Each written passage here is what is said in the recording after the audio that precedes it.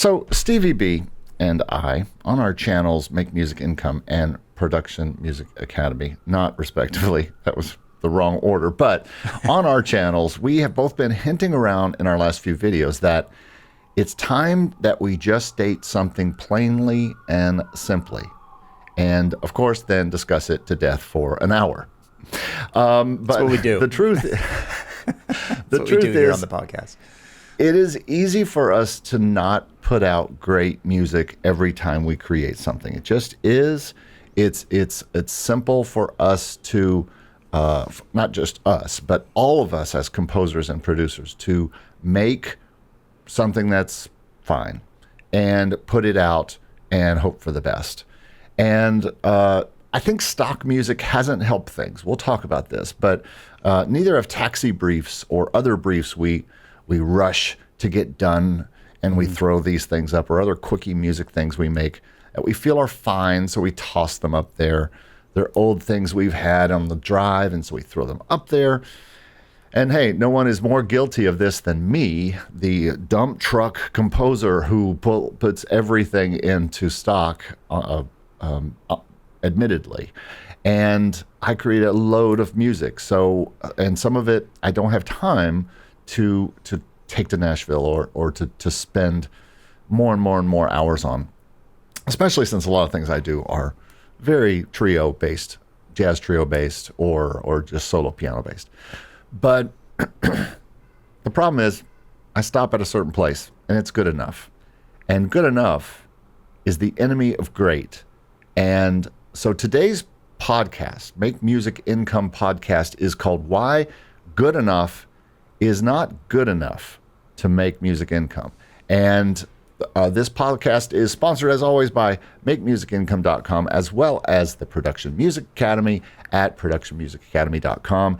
You can find all our links in the description below of the podcast or the video if you're watching on YouTube. I'm Eric Copeland, and seated next to me in our virtual world here is my partner and always maker of great music with no fluff whatsoever, Mr. Stevie B. How you doing, man? Great. I'm doing great. Are we doing a little weekly recap here? Yeah, I don't have a lot. Week? I don't have a lot going on, so I'll be quick here. But stoked to join you on this episode, and also welcome back to health and to the land of the living. Yeah, to the land of the living. I know you were just battling COVID, and I know what that was like, and that sucks. And I'm glad to hear you're feeling better. Yeah, this last week is I don't know. What's going on? I have a new motion array strategy. I'm trying to save up all of my tracks and upload them so that they appear on the site at the beginning of the month, which from what I can tell has a lot more activity. So I think that will help with the algorithm and pushing it up. So I've been working on a few tracks that I'm going to submit, and you know what? The timing is actually kind of tricky because I've been watching. The last track I submitted is almost on 2 weeks in the queue, which is the longest I've ever seen it on Motion Array. It must be really, really busy there right now, or otherwise their staff is on vacation or something like that. I've seen 12 days consistently. Have you? For a while. I feel like this it's been year. less than that, for me. But unless it's a request that I put in for one of their briefs, and then it gets in the next day. Yeah, well, we'll see. I think I'm on 12 days right now, so maybe anytime now. I have a really cool development to talk about, but I don't. It's so fresh. So there's not a whole lot to say other than the marketing manager from Cubase reached out to me recently last week, and Cool. He said that he's seen some of my YouTube videos and he was really stoked on my content, and we are slowly working towards a partnership where I'm going to help them with some of their YouTube content. Awesome. Yeah, which is great. a huge, awesome development. I'm really stoked. The only problem with it was that I don't know Cubase at all. So I was really flattered that he reached out to me because, anyone who watches my YouTube channel knows that I'm a diehard Logic user, and so I was quite surprised when I heard from him. Although we had a great chat. They're based in Germany. This fella's from Hamburg, and we had an awesome chat. Really great guy, and he hooked me up with a license for Cubase, and I've been digging into it, man. And I got to tell you, learning a new DAW is hard on the brain, man, especially when you've been doing, you know how it is with Logic. I don't know, you've been using Logic for a long time. I teach Logic and Pro Tools to people who know nothing about Logic or Pro Tools, have never even used a DAW or a computer sometimes. Yeah. I think, so I used to be a Pro Tools guy way back in the day. Like, I wouldn't even remember how to effectively use it anymore. It's been too long, but I think it's great to have a secondary DAW at your disposal. And learning Cubase, I spent like a couple hours yesterday kind of digging into it, and it's like so frustrating to like try to wrap your head around like different types of key commands and a different layout, but also all DAWs kind of have those like these certain things that are really like, you know, like that's really cool. I wish Logic had that. And then you also have many instances where it's like, I wish Cubase incorporated some of the things that Logic had. If only you could kind of like combine them all into one, because I often find that like different DAWs have like pros and cons. But man, it's a challenge for my brain, and it's really fun to dig into. Does it come with a lot of plugins? Musical plugins like Logic? So the stock plugins are great in Logic. I haven't had really much of a chance to go, in Cubase, and I haven't had much of a chance to go through the stock sounds and stuff like that. I think from what I can tell, like Logic is much more geared towards having a huge a database of stock sounds to use from. They've really developed that over the years. So I don't know if Cubase is kept up with that, but I did try some of their plugins yesterday, and I was impressed. I'm working on a synthwave course right now for the Academy. I start filming that today. And this month is hip hop month in the Academy. So people are sending me hip hop tracks of all different flavors. We got lo-fi, up-tempo hip hop, trap, all sorts of things in the works. Is that the challenge? That's the challenge this month. So get on it, man. I need one of your tracks.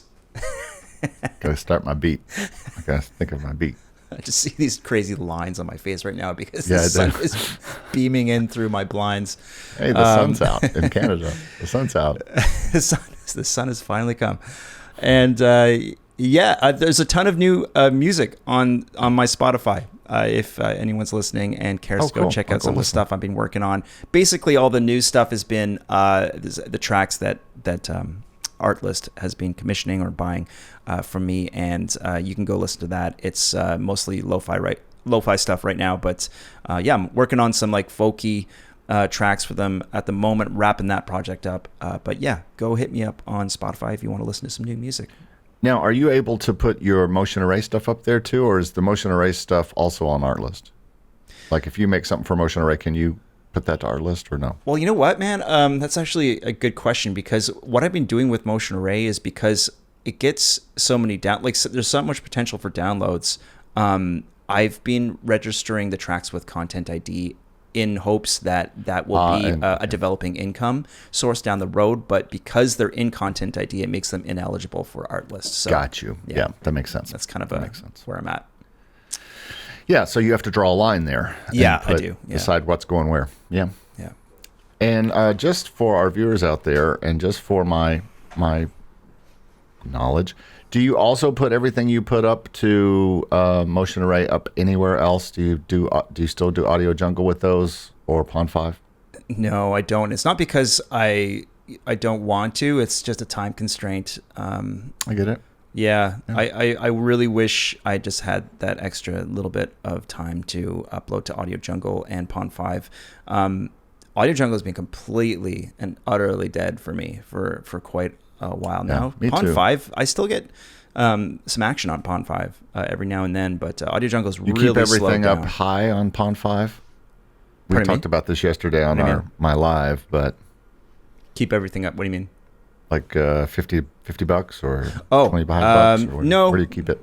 I think I brought it down a little bit to like $25-$35 a track or something like that. It's not at the 50 level, I don't think.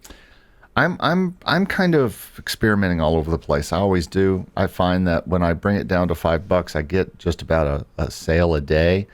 And Wow, that's where you're at right now? That's great. well, with some things, with new things, they're higher. With and I'm going to talk about this today as we talk about quality music and kind of a new strategy of mine for not just Motion Array, but for everything. And that is the higher end stuff, especially if it is stuff that I've hired players to play on. Like it costs me money to do, or I have partners on it or whatever. That stuff is going to be high end. I don't care what library it's on. Now, of course, it's not going to be high end on Motion Array, but hopefully it'll be more downloads on Motion Array because of the quality level. And so, but we'll talk about that in a minute. So anything else? No, that's it for me. I'm just going to adjust these crazy as I said, I am back in the saddle after COVID. Yes, turn off your stripes. Back in the saddle after COVID. Boy, I know we tossed around the idea of doing a podcast last week, but I was just about over it about this time last week. But the problem is my head was not in the game. I could not. There is something about this particular virus that not only makes you sick with the flu, but even after that flu sickness is gone, and I was only sick for a day, it's just the drain is real. Yeah. The fatigue is real, and the mental fatigue is even worse.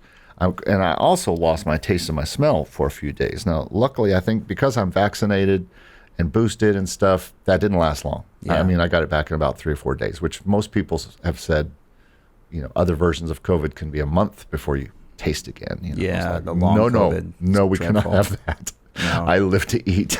And so I like a beverage and I like to smell my cinnamon tea. If I can't taste my coffee, I don't know what the point of life is. That's where my wife is at right now. She's just sucks. beside herself because she can't taste and smell coffee. And so, but not only COVID, but I had a lightning strike that took out some key pieces of equipment in my studio. No way. Luckily, Really? Not the computer. It took out my USB hub, which then took out my audio interface. Whoa. So, really? Wow. Yeah. So both of those were toast, and I had to go to my friends at Sweetwater, plug for Sweetwater, and get my good friend Chris to send me some new stuff. And I am back and recording again. Obviously, here we are, and you're hearing me through this new. I might do a review of this box because once I get it going, it comes with this this software. It's really cool how you can set up different mixes for different things. So I can set up mixes for podcasts. I can set up mixes for different things. Right now, I think I'm talking on some version of it's got compression and different things on it and stuff like that. But I don't know. Cool. But I'm back in the saddle in the studio now. I finished a class Monday. I usually teach students at the school I teach at. I teach them for 9 weeks, and the 9 weeks ended on Monday. So they are moving on into the studio and into recording really recording in a real studio with microphones and everything. Nice. I've taught them all the basics. Now it's off for them to go on their way and move on. I finally turned in my country album to my BMG Sync library, my exclusive library, and it wasn't. There's still a few songs that I probably could have added to it, but I was just done, and they were ready. They're ready for them. Nice. They're in a rush to put these out. I think BMG is asking them to give us. We need vocal albums, and so I think this is going to do pretty well. My other album continues to get. I see TuneSat things and.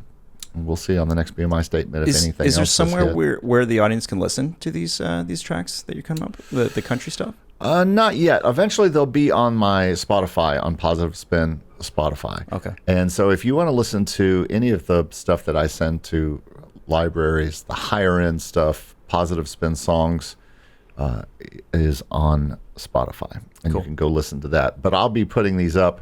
Every one of them has a partner. And so some of them are deciding whether or not to spend money to make full broadcast mixes.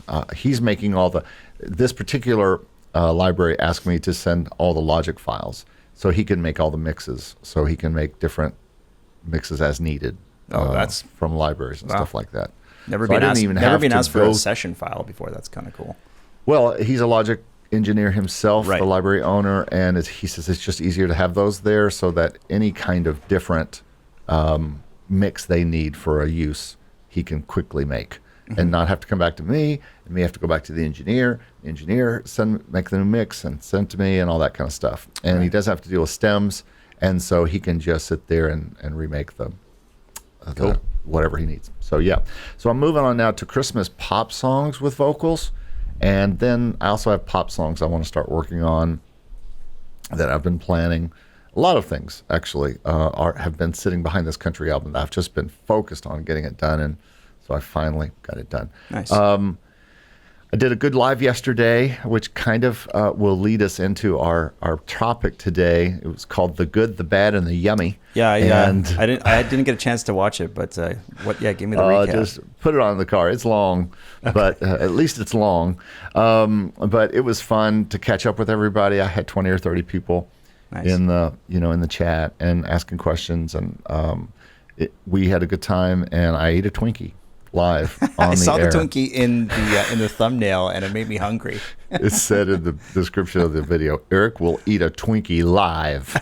It's not like I was going to eat a hamster or something. But I've already gotten one. I've gotten several Twinkie comments. Apparently the Twinkie is not as popular as I thought. But I talked about my experience with new stock libraries I started this year, good and bad. And one of them that was good was a library called Yummy Sounds, which has paid me a couple months in a row. I know that. And I want to pick your brain about Yummy Sounds. Okay. And then I talked a little about Content ID and how that's how I lucked into having a big video, and we'll need to do our Content ID thing. But I think I gotta wait. I don't think I'm gonna get paid till October. But it's going to be a multi-$100 check. awesome. We're still waiting on our June statements, I guess. I haven't seen June yet. It's coming any day now, probably. But I should be over $100 now, but you only get paid 3 months after the quarter ends or whatever. So it's going to be a while, but it might be a nice little Christmas bonus to buy some Christmas stuff. Totally. I had a funny thing happen yesterday and today. Deposit Photos.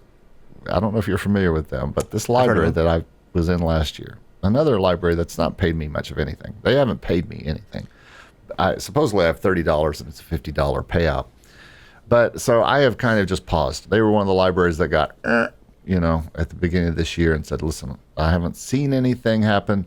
They're also the library, I don't know if you remember that, I had 100 files up there and they lost them. Oh. And everybody had to re-upload. I remember when that happened. And it's so much stuff and so much tagging. Well, I had someone reach out to me yesterday from Deposit Photos, wherever they are. And email looks legit. And she's like, I noticed you haven't uploaded anything, or you have some stuff that is up online. Do you have stuff to upload? I was like, yeah, but I don't have the time to go through your process and fill it out. And I have 75 songs that are waiting to be tagged, but I just haven't had time to tag them. And I'm not even going to, just because I don't see that I'm going to make much there. Yeah, and she emailed back and she said today, that's why I'm emailing you. We are now doing the tagging and the categories and the descriptions and everything. How much do you have to upload? And that we can tag for you and put in our library and put out. So I'm taking this with a grain of salt. I told her I probably have over 100 that I can get her as far as files, not necessarily songs, but songs and cut downs and different things. And I said, I'm happy to upload all those because I can do that. They have FTP. So I can FTP all those up and quickly without having to go through any kind of process. And if they want to put descriptions and put keywords and everything in with those songs, have at it. As long as it doesn't take me any time. I don't have any time. And we'll see if that brings any money from this library. I just Deposit Photos. It's a photo site. Where? It's kind of what library does that? I mean, Well, I suppose Artlist like tags. I mean, they tag and deal with all the the actually, keywords and stuff. more and more do this. Do they? Yeah. VFine does this now. VFine, you just put really? it in. And now no one's made anything as far as I know from the new VFine procedures. I know. Also, Infinity Music, which is a joy to upload to. But, and I talked about it yesterday in the video, but I've got 40 or 50 or some songs on there. But I haven't made anything from it. But all you do is upload the wave and put the name in, and they do the rest. And Yummy Sounds, same. And so, do any of these libraries allow for your music to be registered with Content ID? I don't do anything with libraries unless they allow that. Okay, so all of them are cool with it. Yeah, if they don't allow Content ID, I'm not interested. I don't have time. My thinking, and going back to Audio Jungle and Pond 5 about low pricing versus high pricing, I think maybe if you are, and you're a bit of an old schooler on Audio Jungle, but even you are seeing, zero sales sometimes in months, I would imagine. Oh yeah, with Audio Jungle. Oh yeah, the last 2 months we had no sales. And the only way I see sales at Audio Jungle is if I bring the prices way down, because when you do Audio Jungle searches, the most popular things are $5. Mm-hmm. And so my thinking has been, and it has been since the beginning of the year, if I only make, even if you have a great month at Motion Array, are you making more than 50 cents per download? On the great months, yeah. On the great months, it's like $1 a download. Okay, so even if it's $1 a download, if I sell at Pond 5 and I sell it for $5, I'm making $2.25 per download. Right. So I look at it like that. Yeah, I'm not getting as many downloads as I get at Motion Array, but I have a better chance to get a bigger number of downloads.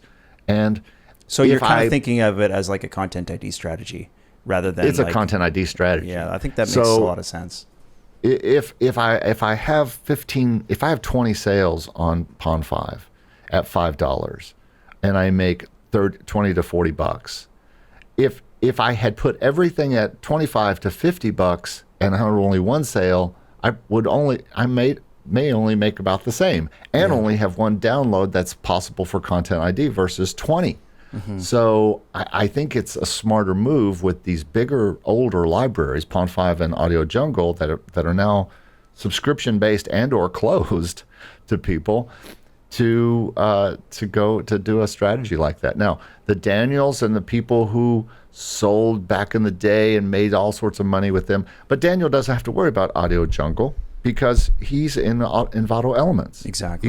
He's got another Motion Array basically. Yeah. And then I don't know where his sales are in maybe I don't know if there's any way to see that data, but what his sales are now on Pond 5 at $49.90 $47, because he's always talked about that. But anyway, I don't know anyone who's in our Discord who's regularly. Someone yesterday, I think, said that they usually make $50 to $100 a month on Pond 5, and they price everything a little higher, but they're not pricing it at $50. I don't think. Yeah, $50 is it's pretty high. I think it used to work back when there was more action on these libraries, but I think I'm fully on board with this Content ID strategy, and come to think of it, I should look at all of these tracks that I have on Audio Jungle that are now in Content ID. I should really be updating that metadata anyway. Yeah.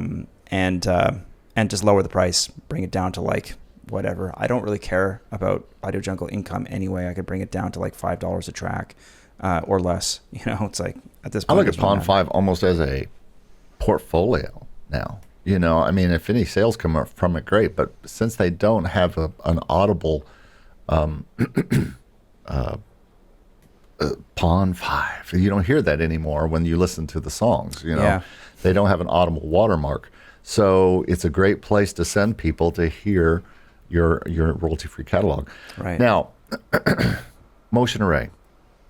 I found something out this month on Motion Array, and I mentioned it yesterday in my live. What's that? And that is that Monday morning, I saw that they needed calypso songs. They were asking for calypso songs for a client. And so I said, cool. I didn't even really pay attention if it was open or not. But I went and I found I had a bunch of songs that, by the way, I have pulled an album from my BMG library that has not been released yet, and it's been sitting on the shelf for a while to be released. And finally I went to him and said, listen, I can do more with this library right than it just sit on a shelf. And he said, okay, it's not the right time for me to launch this in the library, so yeah, dude, do whatever you want to do. That's cool. And so I pulled it that. literally back from my exclusive world into my non-exclusive catalog. Mm-hmm. And this album is an album that is very well done. All the songs are high quality because they all have great players playing on them, and they were mixed by a Grammy winner. So all these songs, I knew I could do other things with them, including putting them on Motion Array, and probably going to your strategy to make sure that they hit right around the first of the month, and try all that kind of stuff. They are all Latin / calypso / Caribbean type songs, because that's what the album was. Yeah. But I think their quality is just higher. And so I'm going to be so I put 2 songs up, or I put 3 songs up for that challenge. And when I put them up, I realized it was completed already. But the submit button was still there. So I just went ahead and submitted them. Mm-hmm. The next day, two out of 3 were in. Oh, cool. To the challenge. It's like approved right away kind of thing, rather than having to... Yes, but here's the thing. The secret is that if it says complete, it doesn't necessarily mean closed. It just means...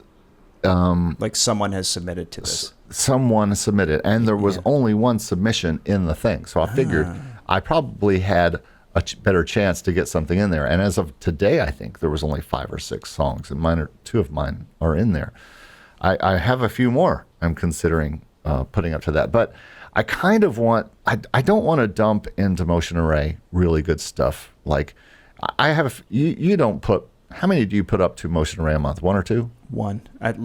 2 is a good month. I'll probably put, I'm trying a little bit harder recently just because last month was such a smash hit. Yeah. I didn't even realize there was that potential to make to do that well. So I'm gonna try to do like 3 a month. But yeah, man, like 1 or 2. And yeah, this is a discussion about quality, right? It's like I'm gonna spend like a lot of extra time making sure that these tracks are like really, really gonna like make an impact, and they're gonna stand out. This is the only way to do well on those libraries when you consider the amount of volume and the tracks that are being uploaded, right? Like they have to be really, really, really good. Yeah. Well, and that's what I'm going to be doing. And that is kind of going to lead us into this thing. I also uploaded another song from that album before this challenge. And it's possible I might just take it down and put it back up under this challenge this week, since they're still looking. That's cool. And get up quicker. Good to know about that. Yeah, it's and someone else in our Discord has mentioned this, that it is possible to still get stuff accepted in Motion Array briefs after it's quote unquote complete. Right. Complete does not mean closed, apparently. So and if you get it accepted, it's a 1-day acceptance. And so it's cool. Not sure what that means as far as everything else, but I have decided that I'm going to start approaching every song with the thought of producing it to the quality that I produced in Nashville with players and with everybody. I am not now. I may still mix it, but there is a difference in making songs that you add lots of dimension to, versus just making songs that are fine. And I think that this especially is for people who are not guitar players. I think if you are a composer like myself, who can play keyboards and can do all these kind of things, and can play drums and program all these things, that's all well and good. But there is a general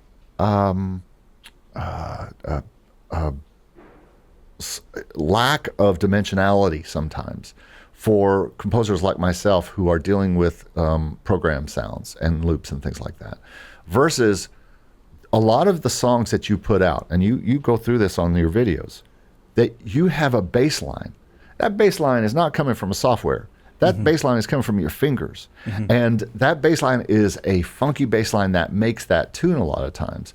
And I know that your last song that really blew up wasn't that acoustically done. I mean, as you said in your video when you talked about that, I think the bass was the only acoustic instrument, wasn't it? It's the only real non-VST real instrument. Yeah, it's the only real instrument. Yeah, and you're totally right. There's so much more dimension when you're throwing, some kind of like human element into it, and it's really easy to kind of like forget that, when you start using the VSTs and you quantize everything, and you start chipping away at those really, really subtle imperfections, then you get it's hard to define, right? But you get this sort of like robotic sort of feeling of the track, and while it could sound good and everything sounds like, it's time, you can even add swing into it and everything like that. It's like when you take away that kind of like raw human element, I don't know, something goes missing sometimes. So I do like to make sure that, I have an opportunity to add some human vibe into the tracks. And even if I don't have like a real bass or a real guitar or anything like that, and it's all VSTs, like say it's a corporate track, then I'll try to do things like, if say I have a piano track, I'll try to add some humanization into the quantization, It's so subtle, but I think you pick up on it intuitively when you listen to the music. If everything is quantized to hell, it often really doesn't sound that good. I somewhat agree with that, but I still think the answer is in especially guitar. I think about the most successful people we've talked to, who do even in stock music, who make the most. Lester and you, and to some extent Daniel in his stock music. What's the underlying thing about all of those guys? I could think of a few more, but they're all guitar players. They're all guys who infuse a lot of real guitar, acoustic and electric, and real bass in their recordings on top of all the programming. Right. And I think that's a real answer, especially, but I come, when I went to Nashville, I had been the man in my hometown, and I had been, a producer, and I had all the musicians in town, and they were fine. One of them was my brother on drums, very good drummer, but and we played with Click and we did all the things. But I programmed bass a lot. I programmed drums a lot. I programmed everything I could program because clients never had any money. So when I went to Nashville, I changed a couple things. Number one was the budgets were higher, and because everybody wanted to come to Nashville and use these amazing players and engineers and stuff like that, and my quality took a quantum leap into a next level, and that kind of allowed me to create the kind of productions I wanted to make. Oh, speaking of another person who is a guitar player and has had mega success with sync music and now teaches on it, Jesse.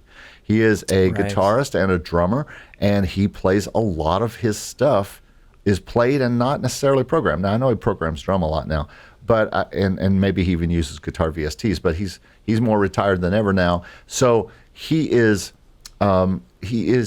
a player and comes from that player school. And so I think the people, Dan Barracuda as well. Barracuda, who else is our dude who does the jazz and different stuff at Motion Array and does pretty well. He was in our group for a while. Oh, yes. Mojo is a guitar player. He's a Nashville pro, who now doesn't live in Nashville anymore, but he's able to do all this jazz stuff. But when he does the guitar and probably the bass, he is probably playing that, and he is an excellent guitar player. So I think that's a place. If you're not a guitar player, find or hire a great guitarist and get them to put some stuff on your tracks. if you wanted to, Stevie B, you could start a whole separate income stream of just playing for people's tracks. I don't know if you've thought about that before, and you might be playing on mine, but I'd love to do that. That's a great idea. You play for $100. Yeah, I should. Well, I should. I should actually experiment. It'd be kind of a cool thing to talk about in terms of making music income. Is opening up a Sound Better account, and like just farming out some of the guitar skills to people who need it. I have everything I need right here to record it, so it would actually be really easy to do that. It's a really good idea. I should actually try to do that. It'd be a fun little experiment. See, always coming up with music income ideas, even for the I'm people. So glad on we this do this podcast. It's like this is where I get all my ideas and inspiration from you, man.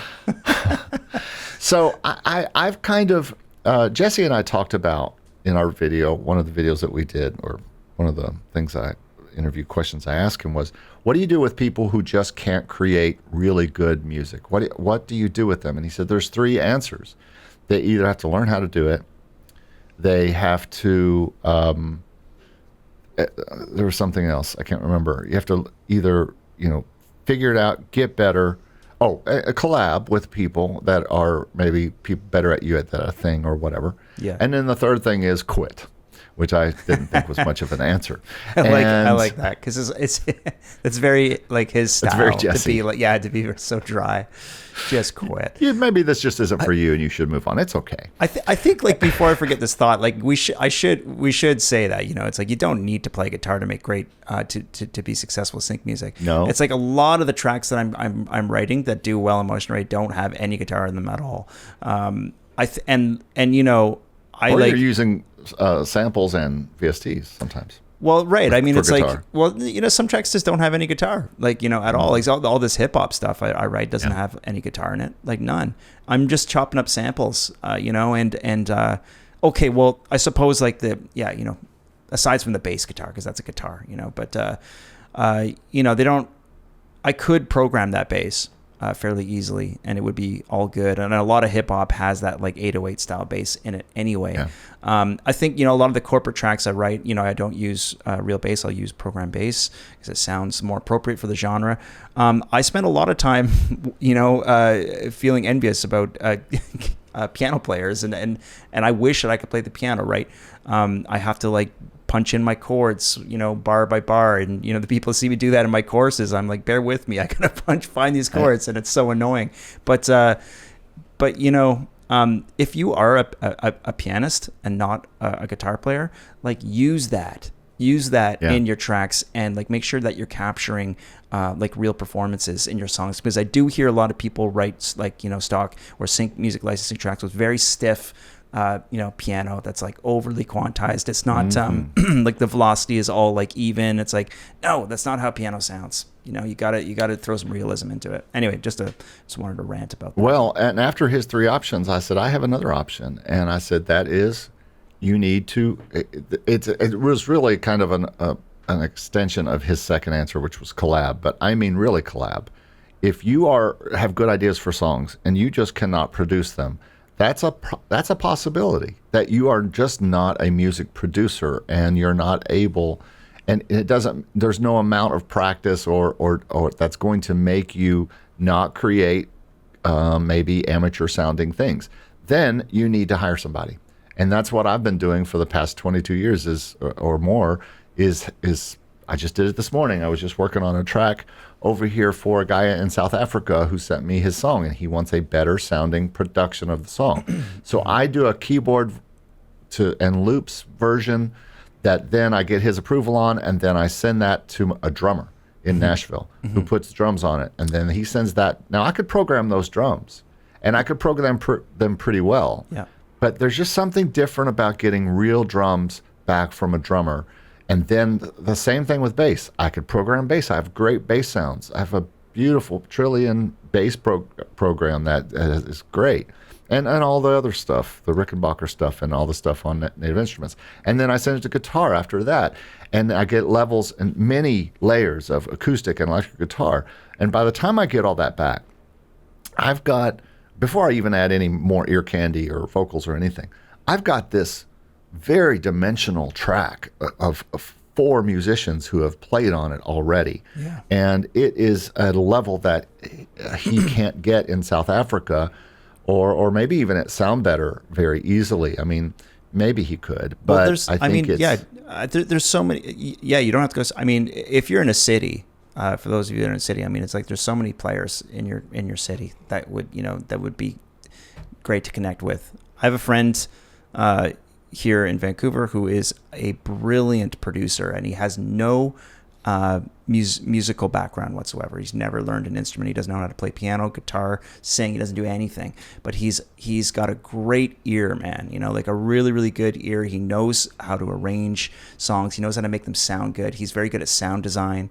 The DAW is his instrument, but he farms out all the stuff that he needs, like guitar, vocals, and stuff like that, to his network of people that he's met through, just being a DJ and being in, connected to that scene. And so, like you're saying, when he needs a vocal, he just has, 5 or 6 people he could reach out to, and he's able to get them to do their thing, and then he chops it up and mixes it and makes it sound incredible. And he's very, very successful, but he has no musical background whatsoever, so you don't need that.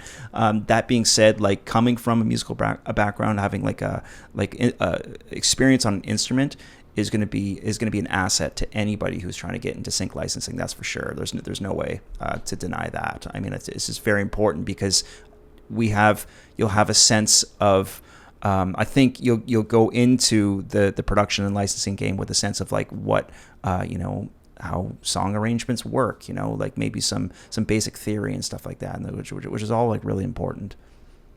I think doing stock music is a good practice field, especially Pond 5.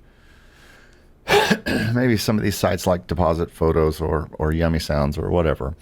And I think that those are a good practice place to make music. It makes you make music and you put it out. Mm-hmm. But I think if you want to have real success on something like Motion Array, which is proven by someone in this podcast, I mean, both of us have made money with them. I made $3,000-$4,000 with them last year, not even making that much, and I was just telling almost one of the 1,000 this year. Yeah, but you have figured out a way to kind of, and I would have to say that the Motion Array / Artlist team is a fan of you. They are, they employ you literally. Yeah. So, not that affects your Motion Array necessarily. No one knows that. But you also make really, really, really, really good music, and that high level of music. And unlike me, who I'd say, hey, to have success on stock music, I need to create 20 things a month. That was my thought last year. Yeah. I need to create 20 things a month, throw them out there, and get them up there. And especially at Christmas or at Halloween or patriotic songs, I'm just going to do quick little piano versions or quick little trio versions, and I'm not going to employ any real musicians and all that. And guess what? Those did make pennies. Those made dollars. Mm-hmm. And they still make dollars. A lot of my hymns make consistent income, at a time. But they're quickly and simply made. And I think that what I've got to do is get back to the level that I was at when I was thinking about getting onto exclusive libraries. Everything needs to be at that level. Yeah, I completely and totally agree with you. I you know what, also just thinking is like, I think that some folks might still be stuck in the quantity mindset, because there was a time where like those simplistic like tracks, last year. and I'm not talking about your like hymns and classical stuff, because like that's supposed to be bare bones and like somewhat simplistic. Solo piano is by definition exactly just piano. So but I think that those like what I'm talking about, those like Pond 5, Audio Jungle, like corporate-y, like super bare bones tracks. Mm-hmm. There was a time where that you could cut it by throwing out a ton of those and just flooding the market with quantity, and you would get results from it. It doesn't cut it anymore. It just doesn't. People aren't interested. If you want to make that. money, yeah, if you want to make money, I think people, there's the bar has just been raised. The demand is out there for, like, the people expect really high quality music because they're getting it, wherever they look now. So it's like you have to be able to deliver that super high quality music. And I, of course, also advocate for getting all your shortcuts in place so that you could put tracks out, efficiently and quickly. But like you have to put but even that is a in. trap, because then everything can start to sound the same, and you got to be careful with that. I think. Well, I don't mean templates. I don't mean everything sounds the same. I just mean you have to focus on an efficient workflow. You have to be organized. Otherwise, you're gonna get into the other zone, which we've talked about before, which is being too precious and spending way too much time on a track. Because like that's another discussion. But I think you have to be efficient with how you're composing. But like you got to put the extra hours in, man, like to make it like great. You have to take it from good to great. I think good to great is the answer here. And I think that my new thinking is going to be looking at everything I create. There's a lot of things I create all the time. I mean, I just create a lot. I can't afford to put musicians on every single thing. Right. And sometimes they sound pretty good when it's trio music is not hard to make, like piano, bass, and drums, MIDI-wise, if you know kind of what you're doing. Now, does it sound better if I hire a drummer to play the drums and I hire a person to play? I mean, there are songs I hire out keyboards. I hire out piano to real jazzers who really know how to play all the chords, even that I don't know how to play. And they're conservatory people, who went to conservatory, and they are Nashville super or jazz super pros. So, I think that that is something that I'm going to be kind of shifting here a little bit mid-year as we go into the rest of this year, and also really working hard to maintain a large non-exclusive library. You pretty much do this already because you're not involved with many. I guess Artlist would be the closest to any exclusive library that you have, but you still have some freedom with those songs, don't you? You can put them on. Yeah, I could put them. I could put my Artlist stuff on Motion Array. I just can't register it with Content ID. That's the only stipulation, really. But they're totally non-exclusive. What's that? Do you do that? Do you put your Artlist stuff on Motion Array? Yeah, most of it's there. Now I'm in a sort of different spot because they're buying tracks out for me, and that contract is exclusive, right? So they act as kind of both exclusive and non-exclusive. But all the non-exclusive stuff I have on Artlist also lives on Motion Array. It's just not. I just think I'm going to work harder on focusing. I mean, I'll do whatever my library does, and I'm looking for more exclusive libraries now. I'd love to find more non-exclusive libraries is what I'd like to find, where I could create a bunch of stuff that they can use, but also that I can continue to put on Motion Array. That I can put wherever Wizzy I Sounds want. is interesting because that's assuming it's non-exclusive. Which one? Wizzy Yummy Sounds. Yummy Sounds. Wizzy, Yummy. Wizzy's another one that I never heard back from. I don't know about that one, yeah. But Yummy is, you've made money Yummy's off interesting of it. because you just work with Paul and you just send him a zip file of all the songs. And sorry, does he do all the tagging and stuff like that? Yeah. Okay. And you've made a bit of money from Yummy. I've made $20 a month for a couple months, something like that, I think. Interesting. But I just sent a whole bunch more songs to him now, so I should have over 100 songs there. But and are they a subscription service? Is that how they work, or like is it downloads based on downloads, or is it? A couple things. They do that. They also do stuff to television and stuff like that around. It's a European company. Okay. So I think Germany maybe. Okay. But they do a bunch of stuff around there. So I don't know. You don't get statements and things like that. So it's not quite as transparent as some of the other places. But hey, anything that's paid, I'll talk about.